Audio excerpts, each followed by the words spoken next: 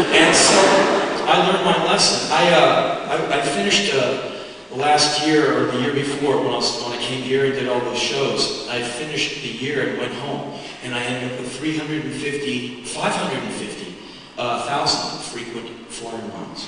And my manager said, "Why don't you go on vacation?" I said, "Vacation? I just want to like puke on my own rug and jerk off in my own sink and just lie down on my tiny futon." He goes, "Well, by the time the year goes by, you're going to lose 300 of the miles. So why don't you like pick a continent, any continent, and go?" And so I thought, he's right. And like I said, man, how are you going to know unless you go? And so I opened up my big map book and I saw the big, deep, dark continent that I'd never been to, but I always had been wanting to go to, Africa. And so I booked this really cool rock and roll exploratory mission where I went from LA to London, took a bus up to Wales and hung out with Black Sabbath for a week, watched them get ready for their reunion shows. And I went to like Black Sabbath band practice. Me and 2 Sabbath roadies sat and watched the original lineup of Black Sabbath play a 2.5-hour set in a room like a quarter the size of the stage. It was just like me at Ozzy Osbourne's feet. It's like, yeah. And it was so cool, man. And then they did the shows and they're sound checking in this huge 15,000-seater, the Birmingham NEC. Fucking Birmingham. And they was fucking talking on the upspeak. I used to be a burglar, but I was fucking crap burglar, so I started fucking singing now. That's why I had Black Sabbath.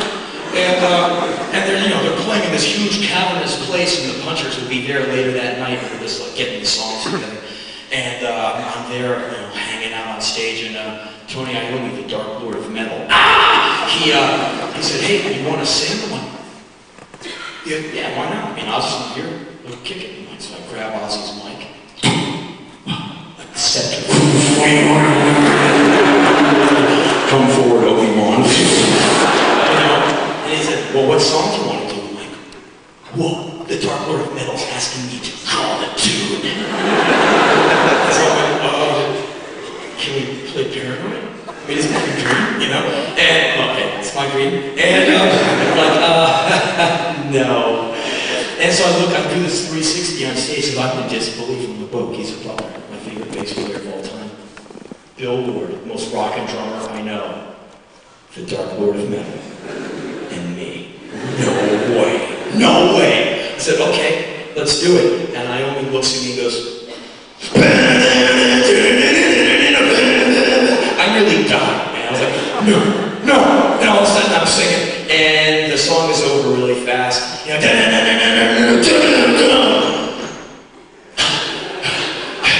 guys in the band are looking at me like, what? Did I fuck it up? They think I'm a little weird because I was the one screaming louder than Ozzy at band practice the other day, going, "Fuck, this is so cool!" during the middle of Children of the Grave. And, well, you know what? I'm not going to go through life being cool. It's too short. I'd rather be alive than cool. And so anyway, like, what? Did I fuck it up? No. You just never heard anyone use the word motherfucker in that song.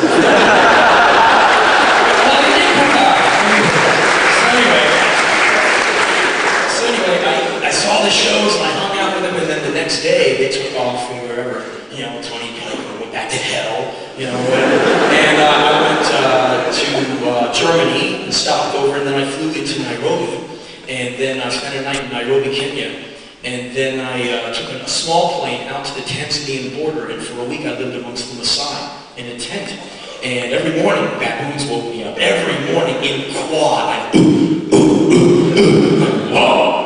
You look out, there's these baboons eating, they're looking up between these beady little eyes, fucking baboons! And it was really intense, and I went on all the nature drives, and saw the elephants, and the zebras, and the giraffes, and all this stuff. And it gives you a real great lesson, because in the city, what are your priorities? Don't get hit by a bus, don't get busted, don't get audited, don't lose your house, don't break up with your lover, keep your thing together, don't break up your band, get that record deal, go.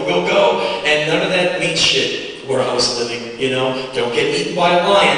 It's really up there. Your Visa card doesn't mean shit to anyone there. And in fact, if you're on a major label, they don't know what a major label is. They kill lions with fucking sticks. What do? I work illegally and laugh. We know who the boss of this farm is. And every night I'm sleeping behind an electrified high fence so no lion or leopard eats me like a hamburger. And it was like a real wake-up call. And it's cool to drive through the nature resorts because you see how the hierarchy works and you realize where you fit in the food chain. And no one fucks with the elephants. They're huge, like 3 stories high, and they're just kind of hanging out. And at one point we were parked, and this guy Francis, the driver guide fellow, you see this lion just get up and look at the elephant. He goes, whoa, whoa, look at the lioness. She's going to try to make a kill on the elephant. And I said, no way, she can't do it. He's like, well, she forgets. The lion's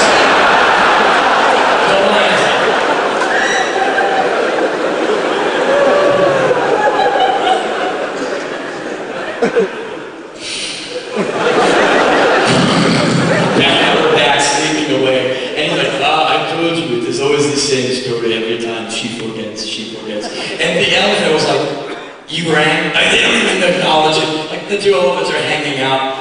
Hey, Ed. Yeah, Ed. Yeah, studio. Lion coming up on your right front. Okay, let's go. I got it. Let's hear it. What are you doing? Display cool. Check this out. The lioness intestines 40 feet into the acacia tree.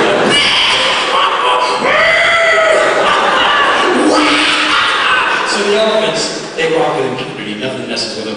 Nothing messes with the buffalo, who are so hostile, you make eye contact, they ram your Jeep. Okay? No one fucks with the leopards. You know, they come down from a tree, they go, oh, I think I'll have an impala. Nothing fucks with the lions. The lions lie down in front of your Jeep on their back. Toot, toot, move, Mr. Lion. Move me. Come out of the Jeep and move me, Mr. Nature Boy. I'll wait here till you finish digging your net. That's right, because this is a jungle and I own it, bitch. And you realize that you are this watery, neurotic, credit card using, business class flying thing that would get destroyed in the jungle. You can't chew anything of real substance. You cannot claw your way out of anything. Anything that wants to chase you down and eat you could. You could not outrun anything or outclimb anything that wants you. And you realize that you're nothing, that you're not all that cool. And you see how you walk, like, and you watch a leopard walk, or a gazelle, or an impala, they're just all grace. And you're like, I'm such a spaz. Such a spaz in my Eddie Bauer shorts, and my amethyst, and my rash, and my dehydration. I need a toilet and a bidet, and I need this and a pillow for my little head. And his lungs are like, come on. I like the taste of human in the morning. And you realize you're not that cool. And the time that we really are cool is when I think we're put on the earth to love and to inspire, you know? Otherwise, the rest is just bullshit. All the suicide, drug addictions, and homicide is just a load of shit. Because when you see these animals kicking it, they don't have time for any of that. They're like from A to B. Get a little lion pussy, get some food, and go to sleep. I mean, that's the life of the male lion. And even lets the lady lion go out and do the work. Big surprise, right? And so the lions are the ones who come to rip shit up in the middle. Like, great, babe, thanks. Put that ball over here. Back to sleep again. So you realize that, you know, it kind of is a little bit like our society, but you see that we're kind of weak, and we're not half as cool, or a quarter as cool, or 90% as cool as we thought we were. So that's why we should be playing horns more, being friendly more often, being more tolerant, because, you know, in the real world, we wouldn't really make it. You know, without air conditioning and a vehicle, where would you be? Oh no. You know, without TV and a remote or a dance hall, where would you be? If you were just left to your own devices, you'd be food for something. So, let that be some food for thought. Until I see you again, good night. Thank you.